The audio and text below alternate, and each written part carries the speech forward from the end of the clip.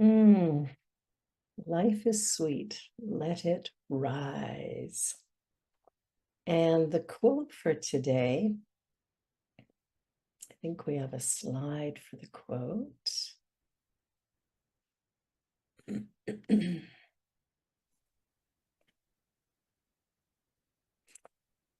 As we cultivate gratitude, we develop a deeper appreciation for the abundance around us. And this mindset of abundance attracts more positive experiences and blessings to be grateful for. The talk today, I wanted to begin with a story, and I don't know who the author was for this particular story, but it really illustrates what we're talking about today.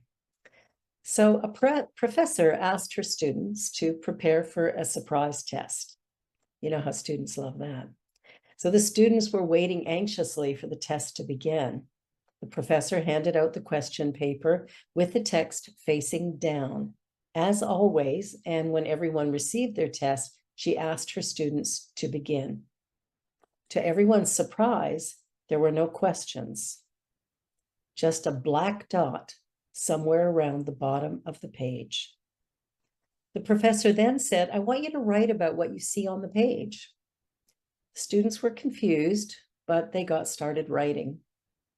At the end of the class, the professor collected the papers and started reading each of them aloud. All of them, without exception, described the black dot, trying to explain its position on the paper. At the end, the classroom was silent and the professor explained, I'm not going to grade you on this. I just wanted to give you something to think about, she said. No one wrote about the white part of the paper. Everyone focused on the black dot. Same thing happens in our lives. Our life is a special gift of spirit, and we always have reasons to celebrate, and yet we focus on the dark spots in our lives.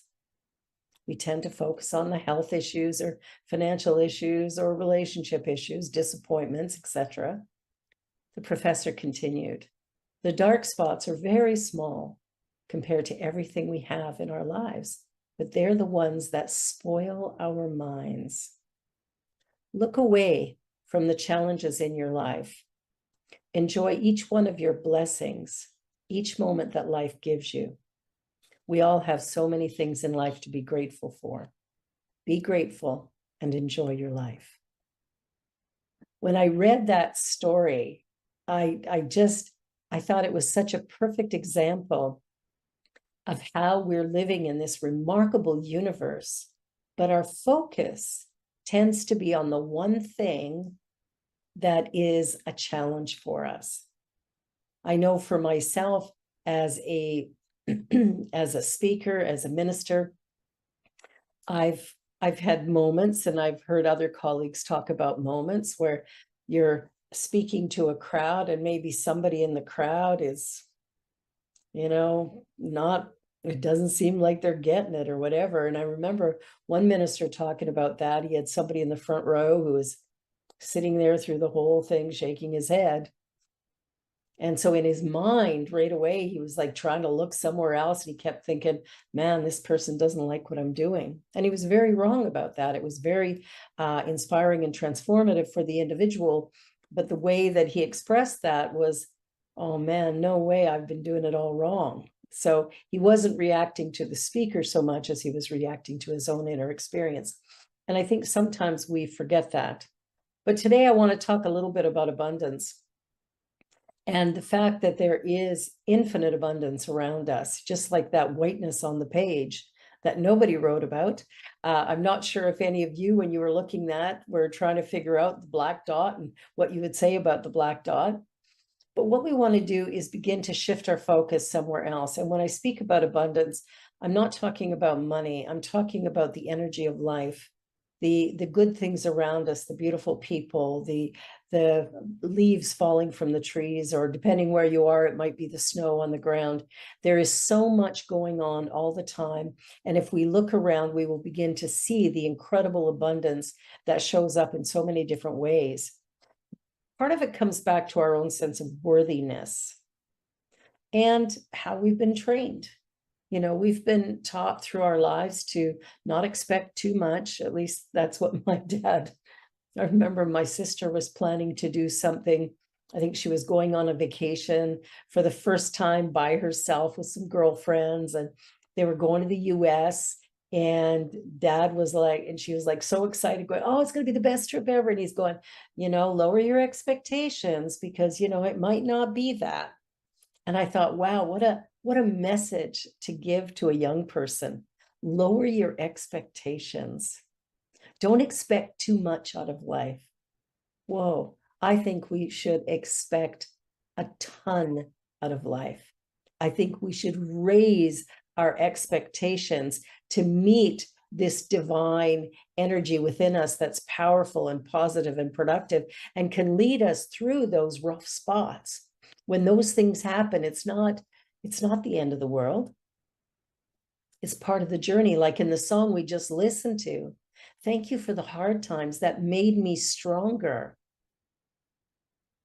You know, everything in our life has prepared us for this moment. So when we're speaking about abundance, we're speaking about a journey of fulfillment that happens when we accept all the good that surrounds us. And there is an abundance of it. There is an abundance of it.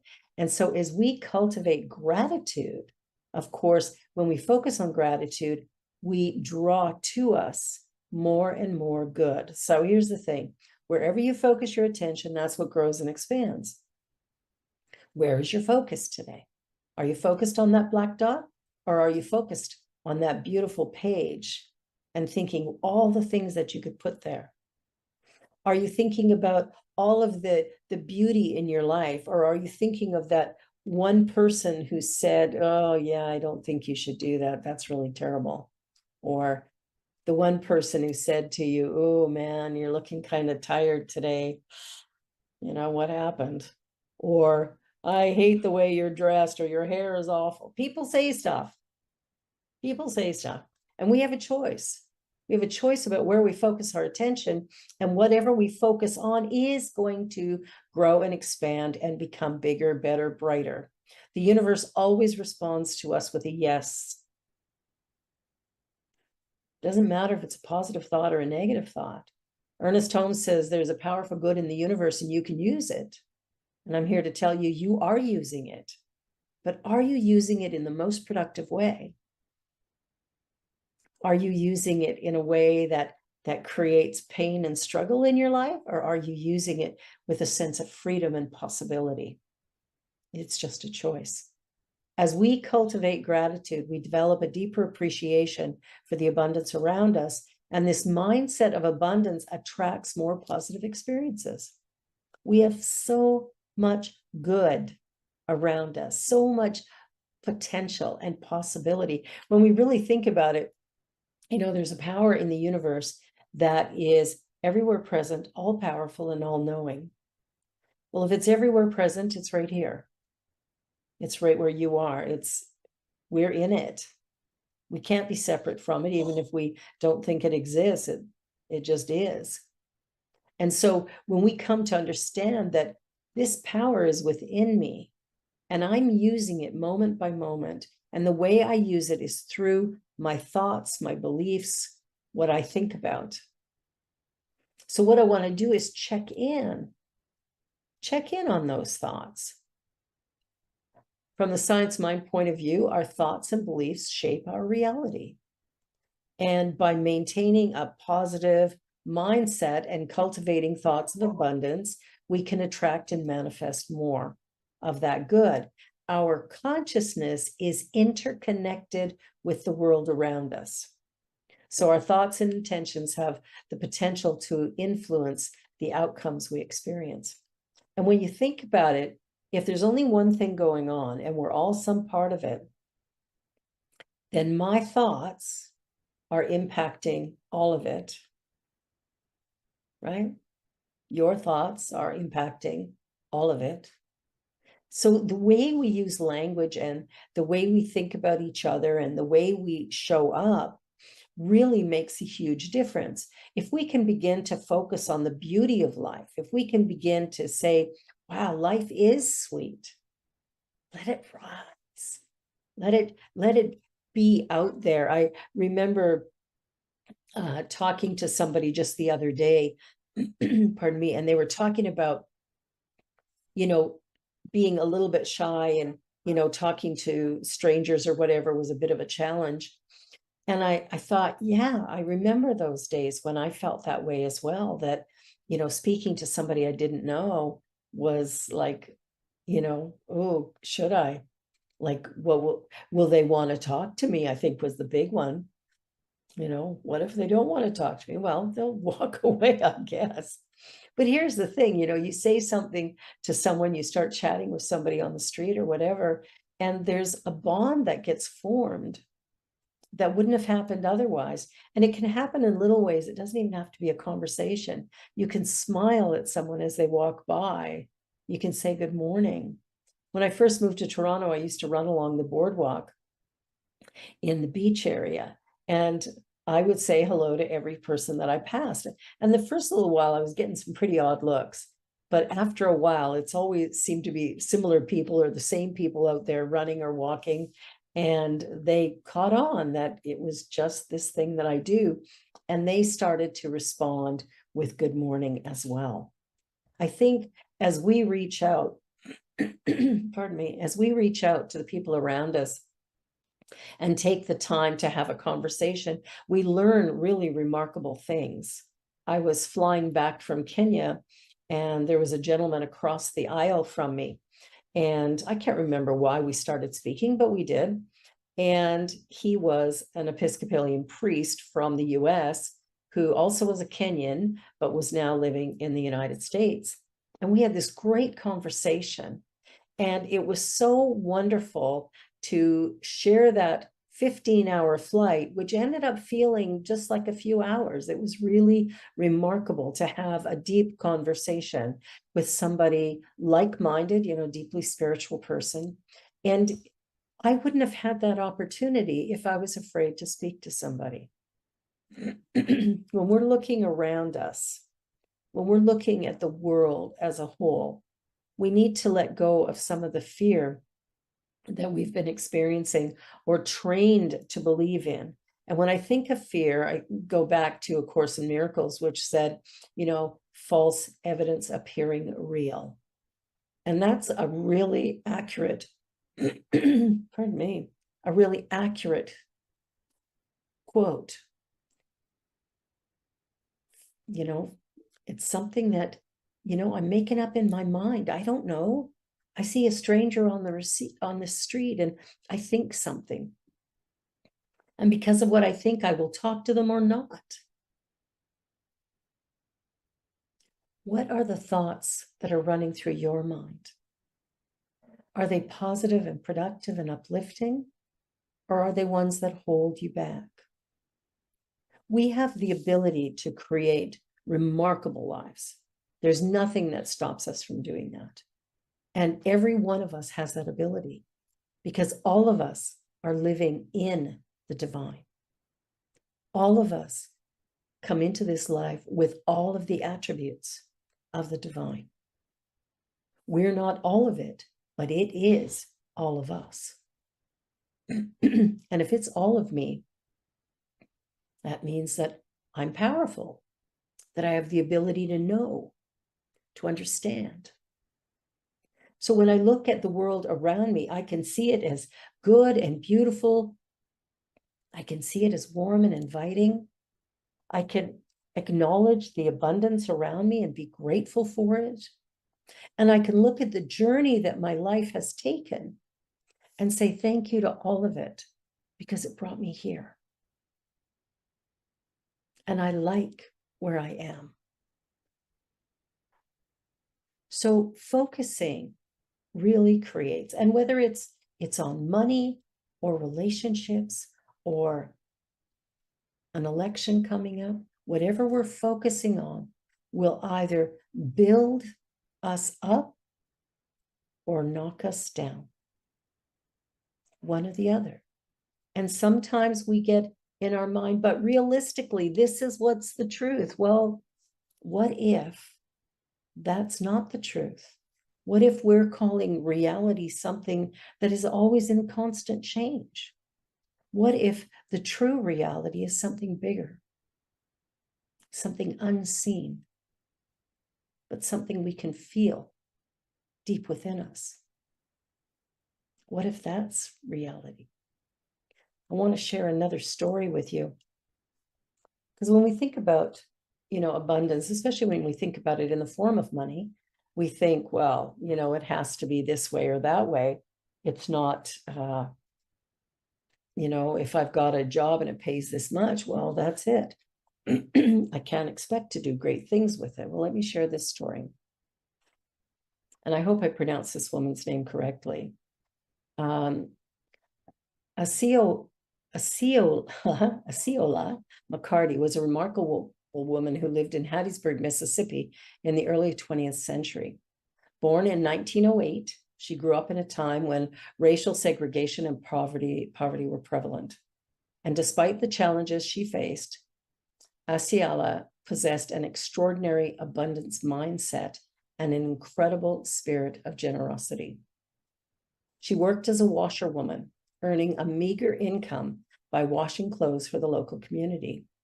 She didn't have much in terms of material possessions or wealth, but she believed in the power of education and the importance of giving back. Throughout her life, she lived frugally, saving every penny she earned. She had a dream that she never wavered from, an unwavering desire to make a difference in the lives of others. She understood the value of education, having been denied the opportunity to pursue it herself due to financial constraints. In 1995, at the age of 87, she made an astounding decision. With her savings totaling $150,000, she decided to donate her entire life savings to the University of Southern Mississippi. The act of generosity was unprecedented, especially coming from someone who had very little material wealth. Her donation created the Aciola McCarty Scholarship, which was aimed at helping students from low-income backgrounds achieve their dreams of higher education. Her generosity touched the hearts of many, inspiring others to contribute to the scholarship fund. It became a symbol of hope and opportunity for countless students who would have otherwise struggled to pursue their education. Her story gained national attention, and she was honored with numerous awards and accolades, including receiving an honorary doctorate from Harvard University. However, what mattered most to her was the impact her contribution had on the lives of young people, giving them a chance to break the cycle of poverty through education. She passed away in 1999, leaving behind a lasting legacy of an abundance mindset and generosity. Her story serves as a powerful reminder that our circumstances need not be defined through the capacity to give and make a difference. Her extraordinary act of selflessness continues to inspire others to this day, reminding us all of the power of generosity and the transformative impact it can have on individuals and communities. When I listen to that story, I think sometimes when we're struggling a little bit financially, we're so focused on the struggle that we've forgotten that there's still good around us. There's still plenty of things to be grateful for. There's still opportunities that await us. And there is the possibility of doing something remarkable in our life and in our world that makes a difference, not only for us, but for others as well. And she is a prime example of what that looks like, or what it could look like. So I invite you, as you're looking at your life, as you're going through your experiences day by day, I want you to think about that black dot on the corner of that piece of white paper. Where is the focus? What is it that you're dreaming about? Where is your attention? And what is your tension overall. Because when we look at that black dot, that's a very small piece of the picture. The space around it is vast. The abundance that we have in our lives, the ability that we have to pursue, to create, and to make a difference in our world, it's all there. And it is the mind that is moving that energy forward. It is the way we think. A friend of mine used to give out little stickers at all of his workshops that just had CYT on them. And he said, take a handful, post them up all over your house. CYT. And anytime you notice it, check your thinking. What are you thinking about in this moment? I gave an exercise to my students a few weeks back to spend the week just, once an hour, have an alarm go off. And when the alarm went off, check your thinking. What was on your mind at this moment? And just make a note of it. Not to judge it or to criticize it or to make yourselves bad, but just to create awareness, because awareness is power. When we become aware of how we're thinking and how it's all working, we're creating an opportunity for us to go, whoa, that's not what I want to create. That's not what I want to think about. And we can change it. Because we always have the ability to think a new thought. New thought. Maybe that's where where the name of this organization came from, right? New thought teaching. So as we're doing our personal practice, because this is where we can make the difference, affirmations are one way. We can be writing affirmations that are positive. They should always be in the present tense. So personal, positive, and something really productive. So there's statements that help to reprogram our subconscious mind, because that's the part that actually moves everything into form. That's the piece of us that says yes to whatever we put in. So what are we thinking about? And so we allow ourselves to reshape that. When we notice negative thinking, don't judge it or criticize it or be upset about it. Just go, oh, wow. Let me shift that. Let me turn that around a little bit so that I can, I was just thinking, whoa, man, I'm feeling sick. No, I express health moment by moment. My body's doing what it's doing, but I am perfect, whole, and complete. I'm fine. And so we begin to have a conversation with ourselves. Maybe money's tight and you're trying to figure out how to pay the bills, at the beginning of December. Well, I'm sorry, it's November 3rd. Who cares about December?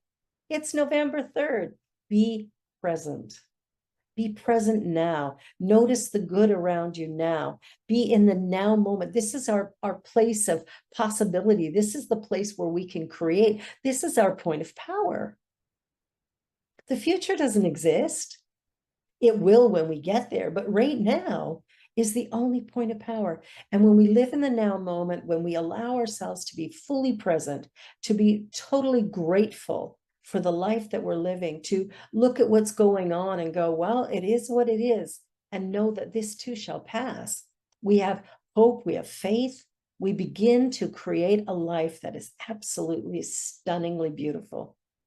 Something that creates a smile on our face when we wake up in the morning. Something that allows us to show up and shine brightly, where we can offer kindness and support to others. Every moment of every day, we have the ability to make a difference in somebody's life. Maybe it'll be ours. Maybe it'll be somebody else's. When was the last time you were in a grocery store or at the bank? Well, I don't know who goes to the bank anymore, but, but in one of those places, and you took the time to acknowledge the person's name. Often they're wearing name tags. Use their name. Sometimes it surprises them if they've never seen you before, and you go, hi, Janet, how are you? And Janet's like,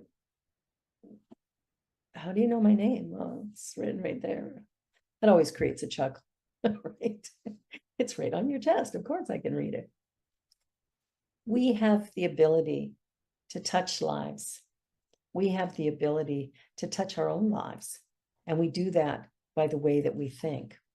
Another powerful thing that we can be doing ongoing is meditation, and that is a powerful practice of cultivating mindfulness and expanding our awareness. When we're in meditation, have you ever noticed how the mind kind of rambles on? We're sitting trying to be quiet, and the mind is like ding, ding, ding, ding, constant.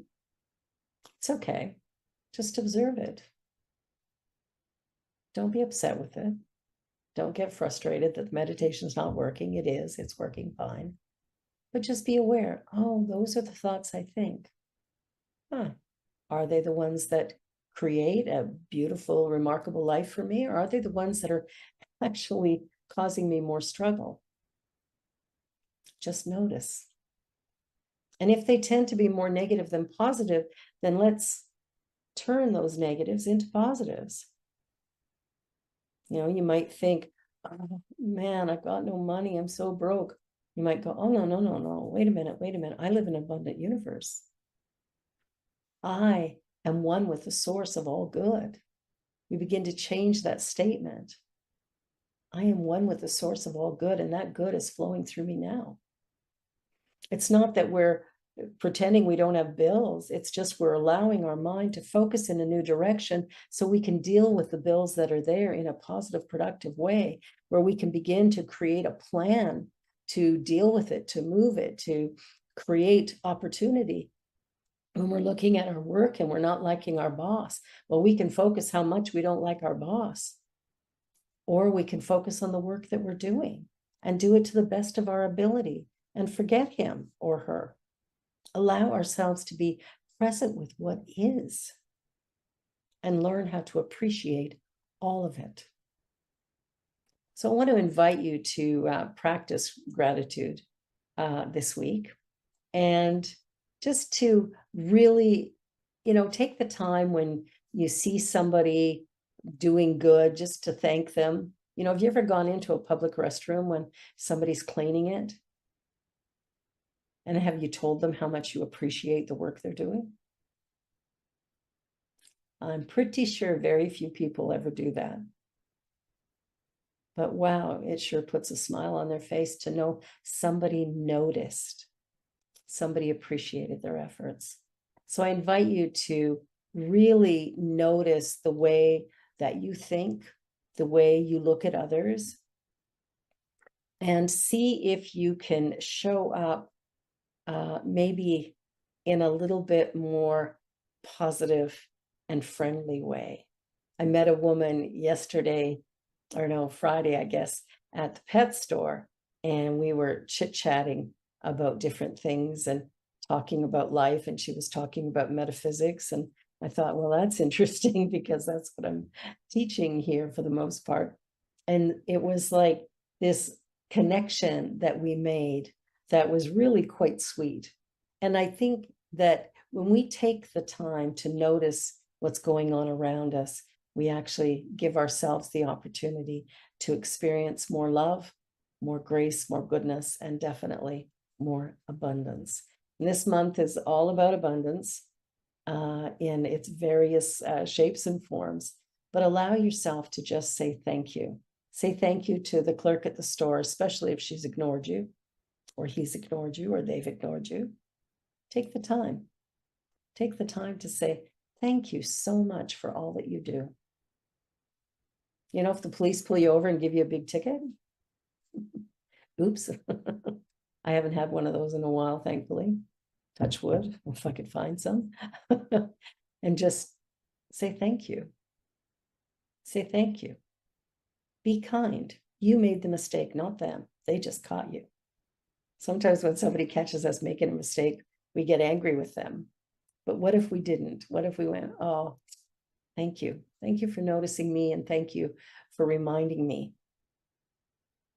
I've been stopped by police a couple of times, and one time in Hamilton, I was driving on the highway at about 145 clicks. Had a little sports car at the time, and so that was fun. I get pulled over, and I'm like, oh man. And the police officer was so kind and so sweet. but so was I. You know, I said, hi, how you doing? There's a lot of you out today. I think there was 4 or 5 of them lined up on the side of the road, pulling all of us over. So it was like, you know, didn't get the guy in front of me, got the guy in front of me, got the guy behind me, and so on. I don't know how many of them there were, but at least 4. And, you know, just chatting with him, and he says, well, I'll put your speed down at 135, which reduced my ticket a fair bit. So, you know, sometimes just being kind makes a difference. I was turning from Bloor Street onto a side road that had a very complicated sign. And basically, you can't turn there from 7 a.m. to 7, no. Oh, I don't even know. But anyway, you can't turn during the day. On the weekends, you can't turn at all. So I made the turn and I got pulled over. And I said to the officer, I said, the sign is really confusing. And I said, I was trying to take the time to read it, but you're doing 50 kilometers an hour coming up to the sign. And then you're watching for pedestrians and stuff as you turn, so it's easy to miss. And the sign is now changed because he gave me a bylaw fine, which was about $12. And I sent a note in with my payment saying the sign is confusing. Just tell us when we can't turn. Don't tell us all this other information. And now the sign is different. So speak up, be positive, be kind, practice random acts of kindness and gratitude in the world, and just watch how beautiful life can be. Let us take a moment to anchor these ideas. As I breathe into this moment, what I know is that there is truly a powerful good that surrounds and indwells me. I know it is everywhere present. I know it is all powerful. And I know that it moves my life, that it operates through my consciousness, through my thinking, through the belief systems that I hold. So today I choose to love, to laugh, to play. Today I choose to celebrate. I choose to be joyful and grateful moment by moment, regardless of circumstance. And as such, I feel truly, truly blessed, blessed in all ways. So this journey of life and living is an opportunity to celebrate, to play, to be present. It is also an opportunity to feel what's going on, to accept that all of it is part of a journey that is moving us in remarkable ways and shaping us in ways we may never fully understand. And all of it is for our good. With that in mind, filled with love and light, peace and grace, I release these ideas into the law of mind. It is done, and all is well. I let that be the truth. And so it is.